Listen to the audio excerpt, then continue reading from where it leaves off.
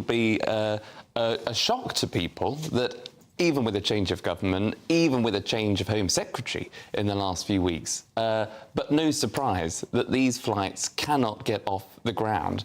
And people will be up in arms because not only can we not seem to be able to deport people, even if you have a one-in, one-out scheme, something that seems, not something that I would support. I don't think it's what the public want. I think they want to get rid of people that have come into this country illegally. They don't want to sort of trade like for like, but that's where we are. But even when a sovereign nation like the United Kingdom does a deal with another sovereign nation that is on the forefront of Western democracy, that is France, and we can't get somebody on a plane who's come from Eritrea, who's clearly had their claim denied in the UK, only for 48 hours, 24 hours before that flight takes off, they've all of a sudden discovered that they have been trafficked in some way or they have been abused under the Modern Slavery Act, and they've been able to halt the whole process. This is a joke. And the British public will be sitting at home thinking, how on earth can any government, once bitten, twice shy. The last government, under the Tories, got it hopelessly wrong.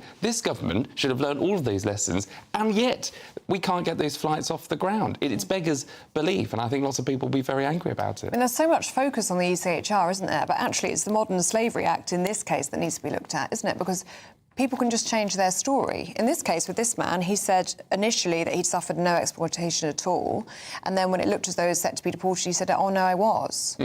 So if you're allowing for people to change their story, well, then they're never going to be deported. Well, exactly. And this will just be now an example that everyone else will try and follow to prevent their own deportation. Now, there's a question in the Home Office today whether actually, when you arrive into the UK, when you have your process claimed, you should be asked that question as well about modern-day slavery at the same time. Well, hello. Well, absolutely.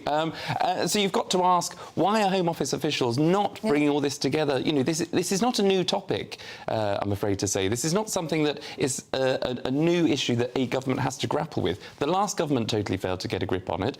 We've had a Home Secretary, previous Home Secretary, now Foreign Secretary, that spent 5 years as the shadow Home Secretary, who spent, I think, a year and a bit as the chair of the Home Affairs Select Committee. If anybody should be as prepared as they possibly can be to get on top of this issue and to deal with this crisis, it should have been this Labour government. And yet again, more headlines this morning where people cannot seem to be deported from the UK.